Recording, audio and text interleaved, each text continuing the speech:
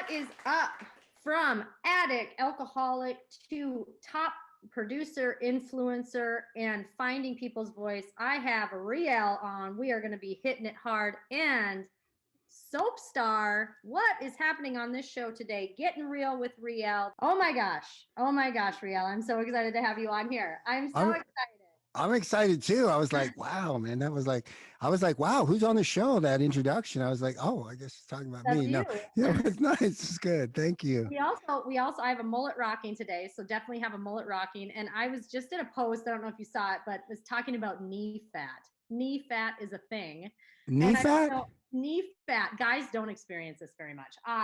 So I carry all my weight in like my lower half of my body. Like if I'm gonna gain weight, it goes there and it stays there. So it's funny because I posted getting rid of my knee fat because I'm doing the 75 hard challenge, obviously with your beautiful wife. Mm-hmm, mm-hmm. And I think we're on day 55, so we've got 20 days left. And it was funny because I'm wearing shorts, which I never wear. And even in high school, I was always insecure about that area on the side of my knees because I always have a little bit of fat. So knee fat is a thing, just in case you No, did not I've know. never listen. I've been a fitness expert for 43 years, Shylo. I've never heard of knee fat. Just like I had a client came over. I've been helping her out with this whole pandemic, and she goes, "Yeah, I want you to help me with. You see how my pants like eat my ass?" And I was like, never really heard that one, but let's get to work on that one. Let's work on that. Let's work on it. So yeah, you are also in, the fitness industry. I mean, I'm looking at your bio just because I had to look at the bio to remember it all. It's incredible. I mean, obviously General Hospital, people probably recognize you from General Hospital, a Emmy Award winner. I'm just looking You at can this speak Academy over me if you want, because that Academy. is one of my dreams. You can speak it over me. I'll speak it over you, Okay. Academy Award winner. So I think it's just, but I just was looking at this and I'm like, wait a minute. I knew a lot of this. I didn't know some of this though. I was like, this is incredible. And I don't care if I have to look at people's bios because I had a Mhm. couple people on here and I'm like, wow. I mean, that's incredible. I love Thank that you you. have fishing freak. I like to fish.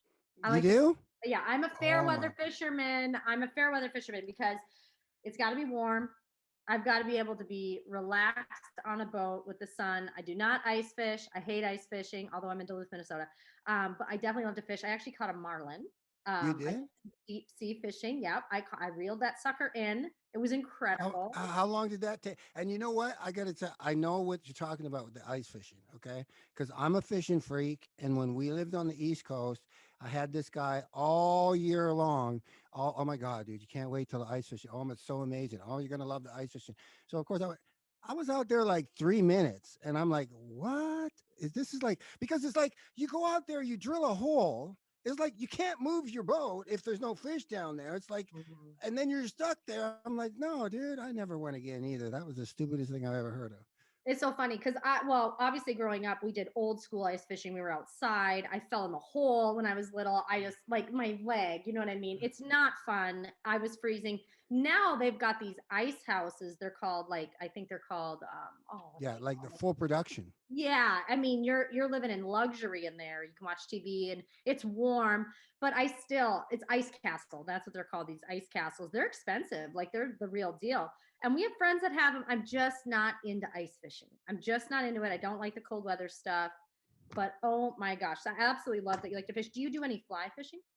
You know what? It's funny, Shiloh. I have not done that yet, and it's on my bucket list. It's amazing, but yeah, I met a guy, a champion, in the network marketing world, a digital marketer actually, and Mm-hmm. he has his business is in a cabin right on the river, and I gotta go. That's what he does every single day. Every single day he's fishing. Every single day. Same. It's so Hmm. cool. I've got to try it once with a friend. It was very challenging, but so cool. Like we floated down the river and her dad was like an expert and totally helped me out. And I didn't do well, but it was definitely one of the coolest experiences because we got to float down the river and look at all the beautiful homes and try to catch fish. But yeah, definitely fly fishing is cool. We did like this rifle rally thing. These auctions, you put money in, it's for good causes. Well, I bet on a fishing pole and I had a couple drinks at the time and I had too many drinks and I double bet. And so I got this fly rod that was expensive and I overpaid for it. But, anyways, good story. Let's talk about that. You and I share a lot of common traits, denominators, things that we share. I want my audience and the audience to kind of listen to this story because it inspired me. Obviously, we both were kind of surprised, I think, when we found ourselves in the same room in Clubhouse, and we're like, "Wow, I totally get it." Mm. And so, I think of, you have so much success in your life. You do. And people always look at that and they see that, right? They don't see that other side and what makes you truly you. And I love that you have a podcast. I was so grateful to be on it. So we'll definitely share that info at the end and all the good stuff about you. But I want you to dive deep and talk to the listeners who is Réal and what was, you know, in your life, did you start out at a very young age knowing that there was something, or did you kind of stumble into the addiction part? Some people, it's their whole life. Like me, I was surrounded by addiction from the day I was born, and it was something that was in the back of my mind. I was always watching for it, but not everyone has that experience. Sometimes it just creeps up on us. So let's just talk about it. Talk about the beginning of Réal and kind of what life was like. Like, what were you like when you were little? What were you, athletic? I'm assuming so, but let's talk about you. Wow.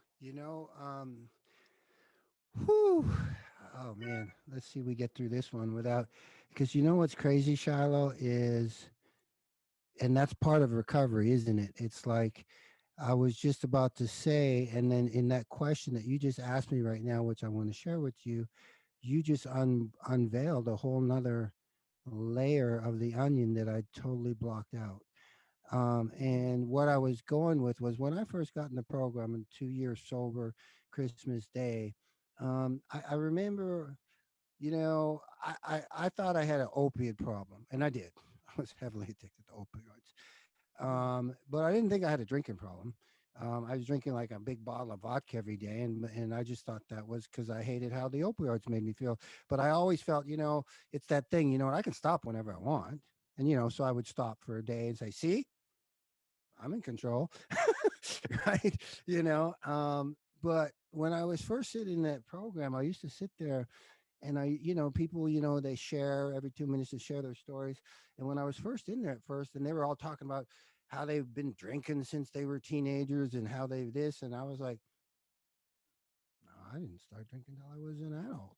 I'm thinking in my head. And then one day, all of a sudden, I was like, holy shit, I actually started drinking when I was 18. And then just now, you took me back, which I Mhm. totally blocked out. So you said, did you grow up around addiction? And if you asked me that an hour ago, I would say, no, I didn't, but I did actually, you know, um, love him, became an amazing man. But at the time, my dad was a drug dealer. My dad was, that's what he did. He was an African American. He was, slinging dope and he was stuff like that. My mom, I'm just unveiling this. I've never talked about this before because you just opened a whole door for me. I remember, but I didn't see it as a problem because I remember at 13, my dad coming to me and he said, son, you're probably at the age where you're going to start getting introduced to drugs. Mhm. And he said, just come to me and I'll get it for you. That way, at least you'll be doing good stuff. Wow. And so, first time I did coke was with my dad. First time I did hash was with my dad. But when I look back at it now, and I think as a father right now, I can't imagine saying that to my kids. With what I know he didn't mean bad, but man, wow, what a train wreck that started. But back then, when I think back, you know, it was like I was the cool dude because if my friends needed some stuff, dude, I got the hookup. I got the best. Every Friday night, I just remembered this. Every Friday night, when we getting ready for the parties, Mhm. I'm talking 12, 13 years old. And when I look back now, as a recovering addict and alcoholic, I'm just like, and it's just happening. It's unveiling right now as I'm speaking to you. I'm just like shaking my head. I can't even imagine. But every Friday night, it was, what do you guys need? I got the list. Mom, Dad, can we go hit the liquor store now? And it would be like we'd pull up with the car with my mom and unload 18 cases of beer, all the bottles of vodka, all the bottles of, I was the dude. I was the cool dude, and it's like, wow, I'm looking at that now and I'm like, I mean, that's where it all started, dude, and yeah, so I don't know if I say thank you for that memory or not, but Huh. yeah, it did start at a really young age and younger than I just thought until now. But and I know my dad, my dad was my stepdad, so he's probably just trying to be accepted. Maybe he thought it was the right thing to do, but dude, don't give an addict a gun, man. Mm-hmm. I mean, look at the path of destruction that started there. I mean, it certainly started there, didn't it? Mm-hmm. Mm. It's insane. Thinking back, it's funny what we don't remember and what because we soften it. What I realized in my story, and this is interesting because we go through this as you share and share. My story kept changing in the last 8, 9 months, and not because I wasn't telling the truth, because I didn't remember. Like I was like I would. So I used to protect my parents, thinking if I told the truth, I'm going to ruin their reputation. It's like no, no, no, no, no, no.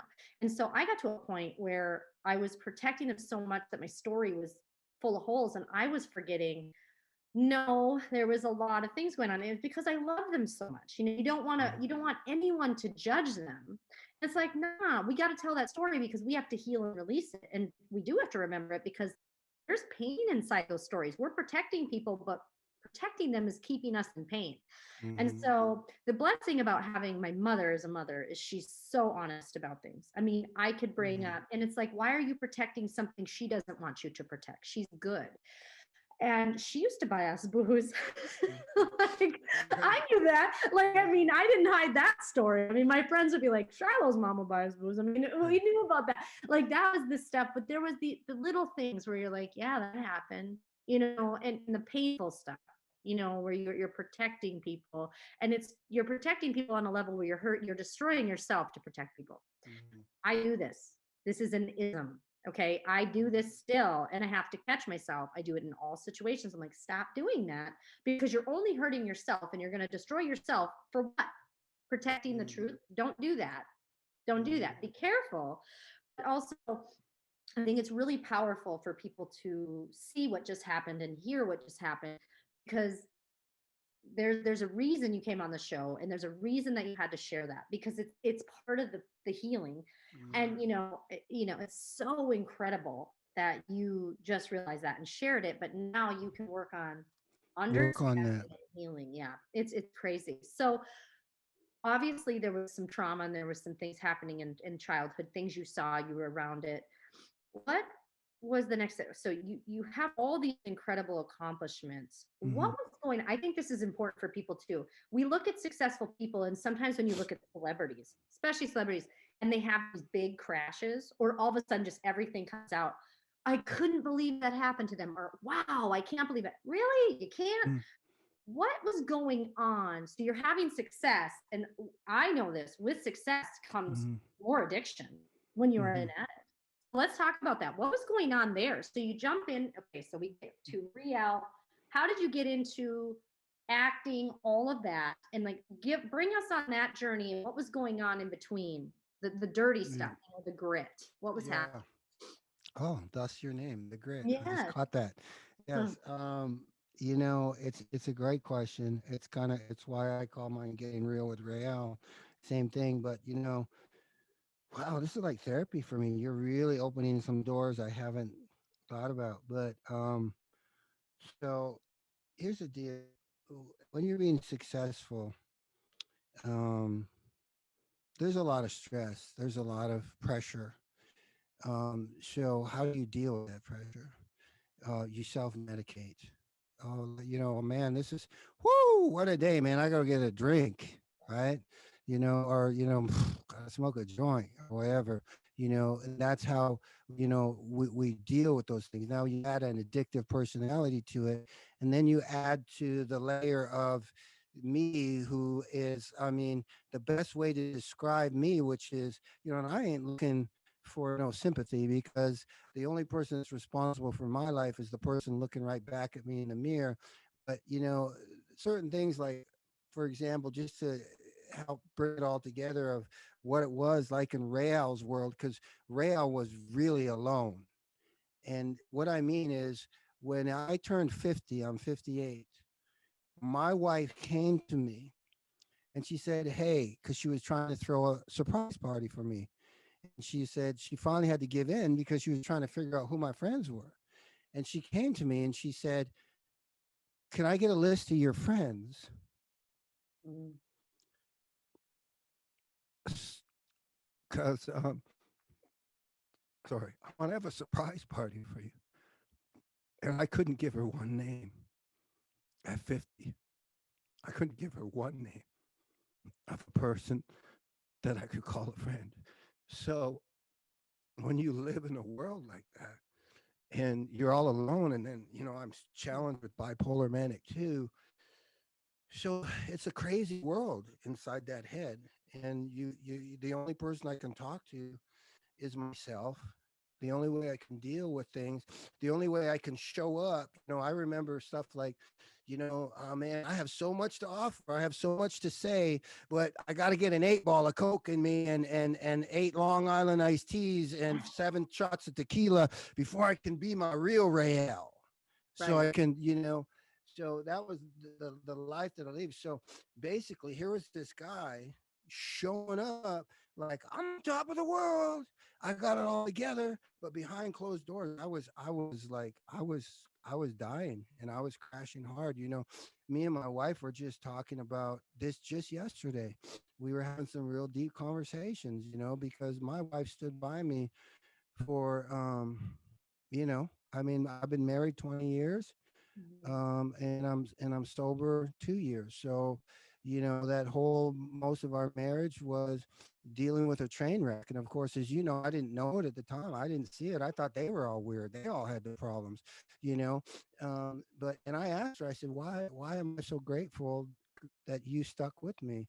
And when I was doing all that crazy stuff, and she looked at me and she goes, "Well, you weren't doing drugs and partying back then when we were together."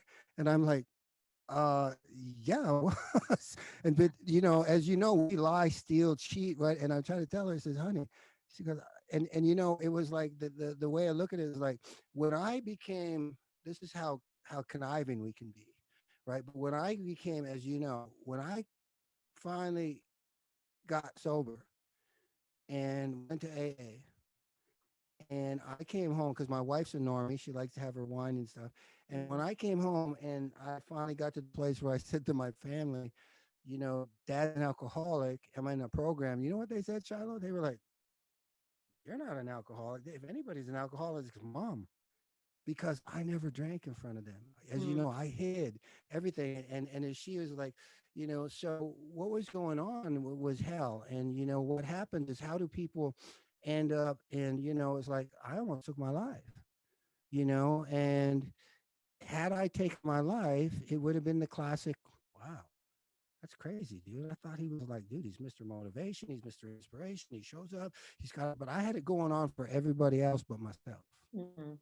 You What's know. so interesting about this that many people can relate to, that they don't realize this is part of it, any addiction, is you will always feel alone.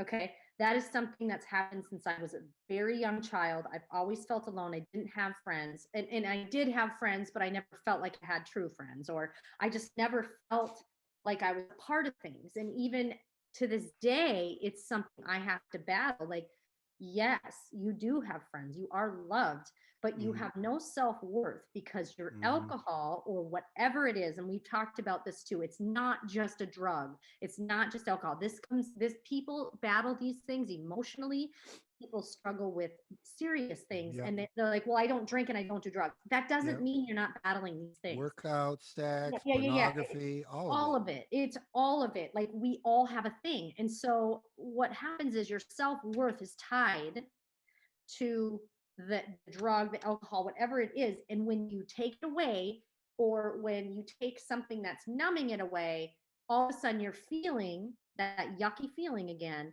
and you are alone. Like you're like, I just lost my best friend. Like my best friend was alcohol. Why don't you have close friends? Because you chose to put Mhm. that other thing in front of everything. And when you get to that point, you realize that when you take it away, you have to rebuild relationships. And I experienced this. I've always felt like I never had any. I have two great friends and Mhm. very close friends, but I've always been like, I'm always alone. I'm going to die alone. Like these weird Mhm. thoughts. But Yep. that was with me as a child Wow. before I ever drank, before. And it's what the sickness is. It's that part of us that gets us into our thing. And we start to numb it because we don't like that feeling. It's not a good feeling. No. And, for you to say that about your birthday party, it doesn't surprise me. Is it sad? Mhm. Yes, I know that pain. I'm not surprised that that was happening. I'm not surprised that you're sharing that because so many people feel this way. And okay, so now you take COVID, you take the craziest Mhm. situation, and you have all these people running around that normally can go socialize in bars, normally can go be with people. They can hide in their situations. They can take a vacation. They can go to the gym, whatever their thing is, it got all ripped away. This happened to me too. I mean, there Mhm. was a reason Yeah. 2020 was my year. Okay. And now you're taking away all the outlets, everything that would help me or numb me. Okay. It was one or the other, either the helping or the numbing. There was Right. like yoga and all the good stuff. And then there was numbing, drinking, drinking, drinking. And so you put this into a huge situation. You have mental illness is already a serious issue, and it jumps, it spikes. You've got people committing suicide. You have liquor stores that never slowed down. I can tell you that our local liquor store, every day I drove by it, lines. I Wow. understand it. I understand it Mhm. because people had nothing else. And they're sitting in their house. And now you have, mothers or wives, they're messaging me. I still get these messages. I Mhm. really had a hard time with 2020. And now do I think they're all alcoholics? Absolutely not. What happened is it was an easy outlet because it's Mhm. easy. And it was easy to numb some of the things. I mean, look at the kids are home. We have it's just every situation. And the political environment was nuts. I mean, not only did we have this, we had the craziest political couple years we've ever seen. And it was wild. And so, yes, we see all the things start to jump. And mental illness, which is all of this is linked to mental illness and things like that. And so 2020 was my year. 2 years ago, what happened to Réal to make Réal say, holy shit, it's time? Yeah, it was a few things. It was, I was crashing hard, and I remember, like I said, I was drinking real heavy. I was doing a lot of opioids, and I'd remember, like, I was like the closet. I'd be like, me and my wife like to drink vodka, Mhm. and I would make we get this big bottle of vodka, right? And I Yeah. was like, oh, I got it, baby. I'll mix the drink, right? So I'm making her drink, and then I'm like, Yeah. and I come out, and she's like, where's the vodka? I'm like, baby, you drank it. Don't you remember? I gave you that drink. Right. Right. So, and I remember my real dad, who I never met, died of alcohol poisoning. He was a drug addict. And so, me being a fitness expert, it first started, I'd be sitting there doing this in the kitchen, going and saying, Rail, this isn't good. And then I go, yeah, that's not good. That's not good. Yeah, okay, dang it. And then there were a couple key things that happened for me, Charlotte. One, me and my wife were doing a keto challenge. Mhm. Okay. And if you know anything about keto, they talk about this whole net carb thing. And I remember there was this one trainer on there, right? And I'm taking full responsibility, but it's all Réal needed to hear, right? There's this one trainer on there, and one day they're talking about that vodka and certain things, they have no net carbs, and you can drink it, it's not going to mess up your net carbs and everything. And I remember I reached out to that trainer and I said, listen, can I ask you something off the record? I said, so are you telling me that I can drink this whole bottle of vodka here and it's not going to mess up my net carbs? Yep. That's all I needed to hear. And I was off, dude. That gave me the free. So that started that whole thing, right? So now, and I had to, like, I'm doing trainings like you do. And I had to, like, I got to pop my pills. I got to get this because I got to get to my thing, man, because this is how I perform the best. Oh my God, when I look at those trainings right now, I'm like, could you guys not see how messed up I was? Right. But I thought I was in my game. You know what I'm saying? And then finally, I got to the point where I was like, I gotta stop, dude. I can't do this anymore. And what happened is I stopped. I said, I'm gonna stop because the drinking wasn't the problem. I did not have a drinking problem. I had an opioid problem in my head. And so I said, I gotta stop this opioid thing. I gotta stop. And I woke up one day and I said, I'm gonna stop cold turkey. And I was usher at the church, the head usher. On day 4, I'm losing my shit. I got cold beating sweat coming down. My skin is crawling. I'm going through major withdrawals. I'm standing at the door. I'm greeting all these people. It's the third service, Shylo. And now I'm pissed because I'm like, because I think I wanted somebody to notice me, to say something. And people are going, hey, nobody noticed, which is a whole nother lesson of how this people are. They're not even paying attention to me. And then finally, this one of my friends came by and he goes, dude, are you okay, dude? And I just broke down. I said, no, dude. And I shared with them, and I told him what was going on. And he looks at me and he says, do you think you got a drinking problem? No, dude, I don't got a drinking problem. I got an opioid problem. I mean, I like to drink, but I don't have a drinking problem. He was like, oh, okay, because he's in the program. And he says, well, tomorrow I'm celebrating 5 years of sobriety. It's my birthday. I'm going to get a cake. And I was like, oh, that's cool. I'll come down and support you. So even in going in there, I walked into that AA meeting to celebrate my friend's birthday of sobriety and to help him. And then I never came out. And once I was in there and I just saw the similarities. I'd walked into AA 17 years earlier and I was like, dude, what a bunch of weirdos, what a bunch of losers, dude. I'm better than them, so I wasn't ready. And then that was the process. And what happened, it was a challenge because what I actually really, really went down, and this is interesting for people to listen because I'm challenged with bipolar manic too.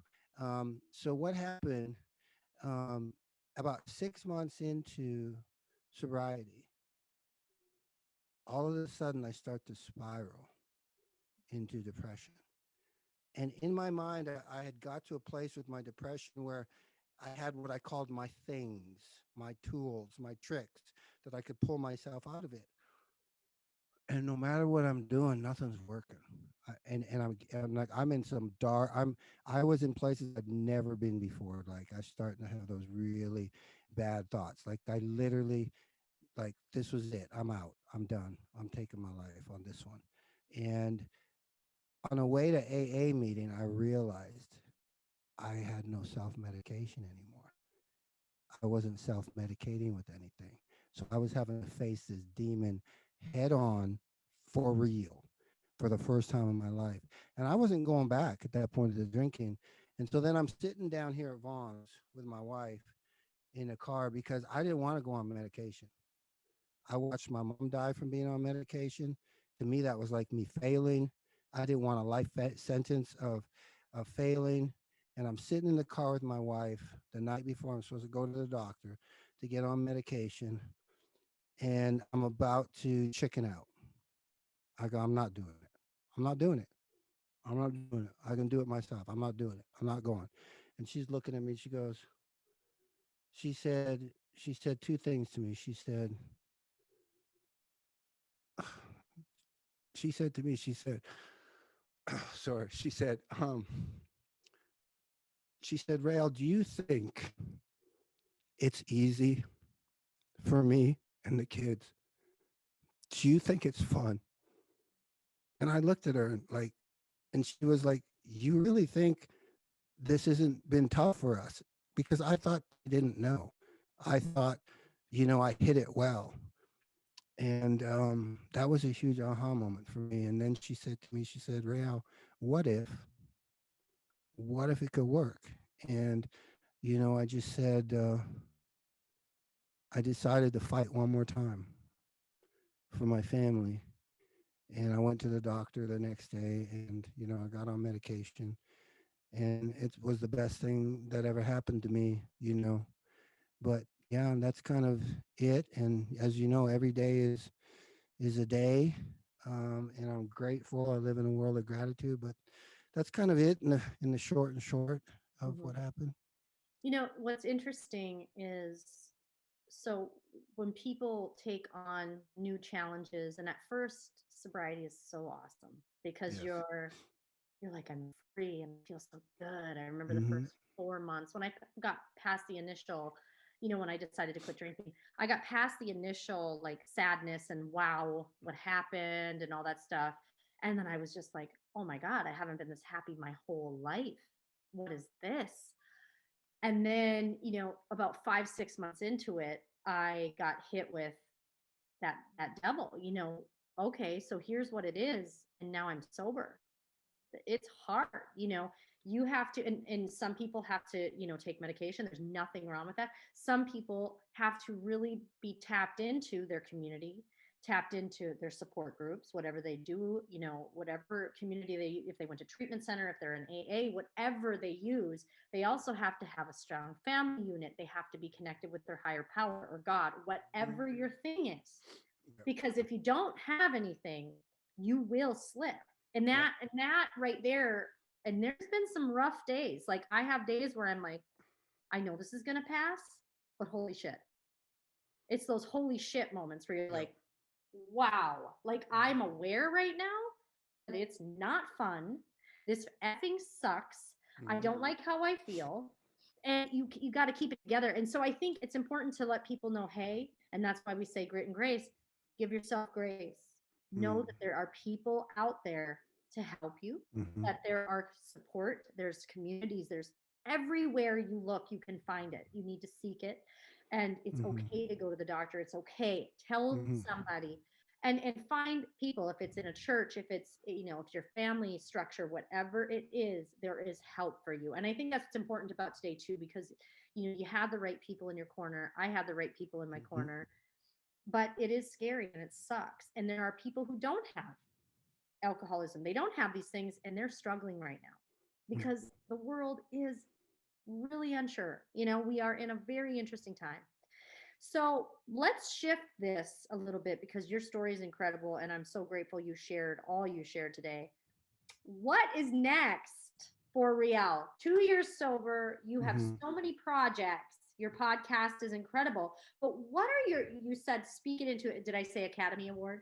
Yeah. Speak it into existence. Let's talk about it. Let's talk about some really fun things right now. Yeah. What are Yeah. you going to be That doing sounds over some the fun. Yeah. Let's talk about something fun. I get it. Mhm. I mean, but no, this show is all about Yeah. that story. That's Yeah. what we want people And to it hear. is fun, right? We're happy. We're It crying, is but we're fun. happy. It's We good stuff. are like, it Yeah. is amazing to be a part of. Like, I stay busy every day. There's so much going on for me. What's next for you? Let's talk about that, because for the listeners, they're like, I love this guy.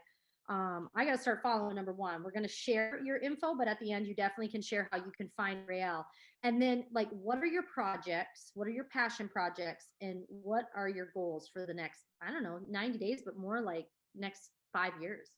Yeah. No, that's great. Thank you. I've already written my first book, which was interesting and therapeutic and was part of the process. And like the best way I can describe it, it's obviously about my life, and I designed it to help people to be able to know that they can get through challenges and be successful. But at the end of the book, the best way I can describe it, because once again, there are a lot of things that I just didn't remember that came out of that book. And I was like, you know what the cover of this book needs to be?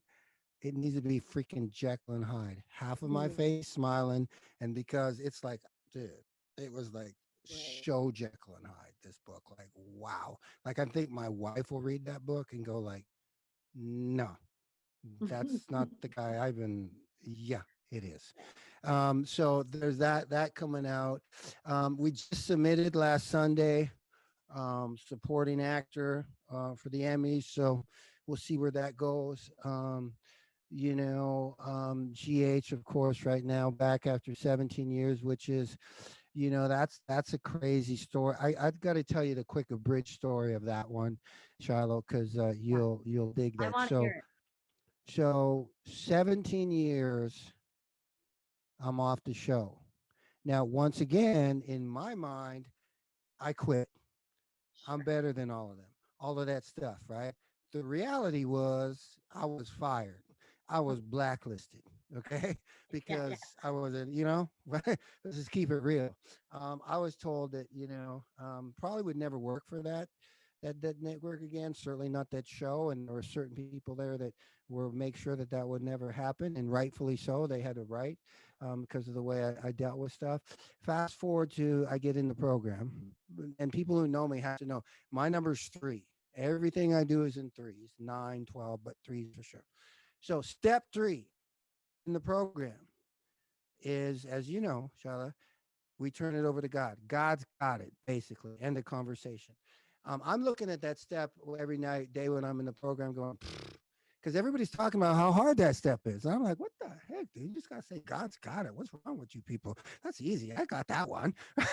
So when I get to step three, I'm like, I got this one. And I'm sitting there with my sponsor, and, he asks you the questions. And I'm, oh, yeah, dude, I've been a believer. So blah, blah, blah. And he goes, yeah, but does you really? So I basically walked away from that meeting kind of pissed off because I said 4 times, yeah. And I'm like, dude, did you not understand? Was I speaking Japanese? I got it. God's got it. But then he planted the seed, and I realized, you know what?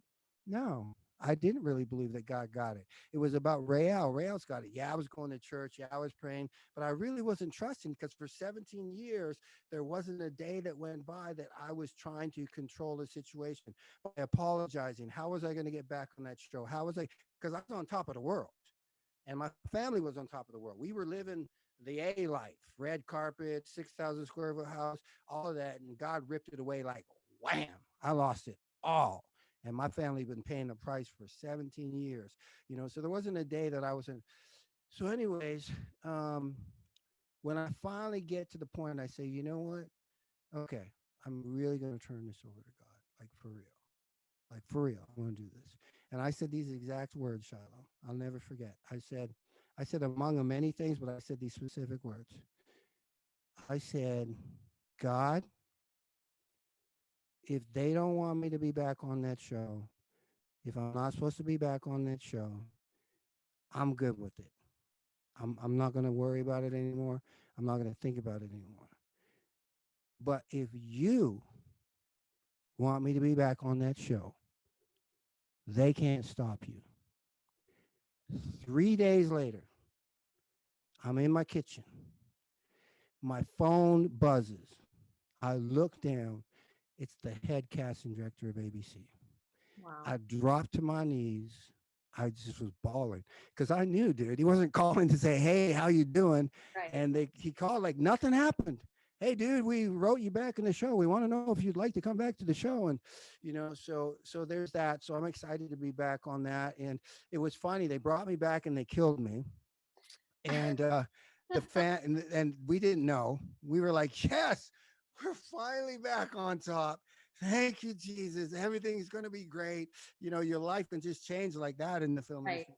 And then I come down the stairs and the casting director goes, "Hey, can we talk to you for a second?" I'm like, "Sure." I thought he was going to tell me. He's like, "Listen, you're going to be getting the script next week, and I just didn't want you to be surprised, but you're going to get killed." I'm like, I'm trying to be the better person about it, but I Sure. was I was devastated, right? But it's really a Cinderella story because all the fans, they thought, I don't like to call them fans, they're champions. I call them GH champions. Sure. They all thought it was part of the plan. And they got, and I'm like, guys, no, you don't understand. I was dead. They killed me, but the champions, the GH champions, actually brought me back. They made such noise, so I'm grateful to the So producers and cool. stuff. Yeah, so there's that. And then I'm a big mental wellness advocate. The network marketing company I'm with, we're about bringing that mental wellness revolution globally. So I'm very, very passionate about that. And that's where, as of today, that's where I see me for the rest of my life. My big legacy of, what difference am I going to leave is really definitely around mental wellness, bullying, that kind of stuff. That's what I'm very depression, stuff like that, suicide. So that's kind of what's going on with me. My podcast, of course, I love, and that's about it. Kind of what I got going on right That's a now. lot. Yeah. Oh, That's a and lot. yeah, but you know what the most important thing is? Seriously, and I know you'll get this. The most important thing is the promises are coming true for me, Shylo. I'm getting my family back. My kids hug me. They say they love me. Me and my wife, we laugh. For 17 years of my 20-year marriage, this is honest to God shit. I know you'll get this. There was no laughter in the Andrews house. There was no joking. There was no hugging. I saw it between mom and the kids. I didn't get none of that. I didn't, Mhm. there was none of that. There's a lot of that now. There's joking, there's laughing, there's doing, hey, let's go away for the weekend next week. To me, that's what I'm most excited about right now is I'm getting another chance to honor this amazing woman that I've been blessed with that stuck by me. Oh my God, thank you, Jesus. I don't know what I did to deserve that. I'm getting a second chance to rebuild with my kids that I thought I would never have that relationship. So that's the biggest thing. People say to me, what's your biggest victory today that happened on my birthday? January 31st, in 2021, my middle son, who I had no relationship at all. It was abusive physically, emotionally, verbally, on both ends. I hope you die. You're going to die alone. He never came out to see me. He never gave me presents, never hugged me, nothing. And on my birthday this year, I get up at 3:30 in the morning and he goes, I hear this voice like a little kid. Oh, Dad. Mhm. Like, who's that? And I come out, he comes running out, gives me a big hug, won't let go, and hands me this handwritten card.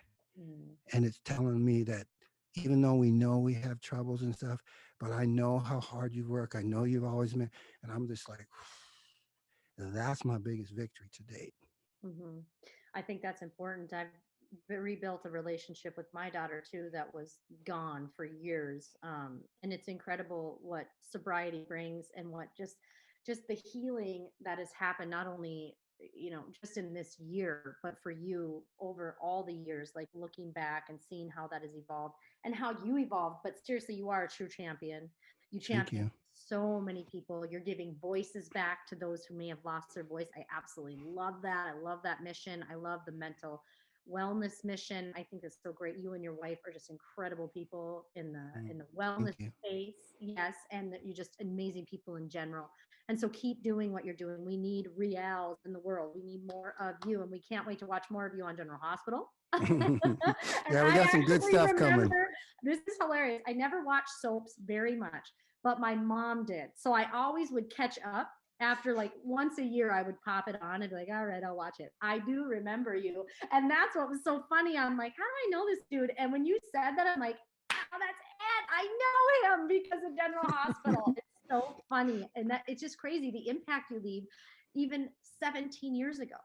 People Mm, still remember you. And that's and there is the story is not over with General Hospital. I mean, it goes way beyond that, and you're going to do more things. Your book's coming out. And so you can find Réal. We're going to give you all his deets, but right now, real quick, why don't you share all the platforms that they can find you on, how to find you, but we will make sure that we throw it into our information on the podcast as well, because we want people to find you after this, because I know they're going to be wanting your book, they're going to want to be connecting with you and all the good stuff and getting on your podcast. So let's do that right now. Tell them oh, where they can find you and all the info. Yes, thank you so much. The basic easy, I keep it easy. My main mothership, www.realandrews.com. I got all my links there. You can click a button up there in the top right corner. Like Shylo said, listen, my podcast, my pastor said once, Jesus doesn't need more preachers. He needs more people to step up, show up, take action, and share their stories. So if you got a heart and you're breathing, you got a story that I'd love to help get out to the world. So you can go ahead, book a podcast with me, have me on your podcast. I'd love that. All my social media is at Réal Andrews. I'm on Clubhouse with Shylo. Instagram's probably my biggest jam to get me there. And, please subscribe to my podcast, my YouTube channel. And, that's it. I'm just grateful to have this opportunity.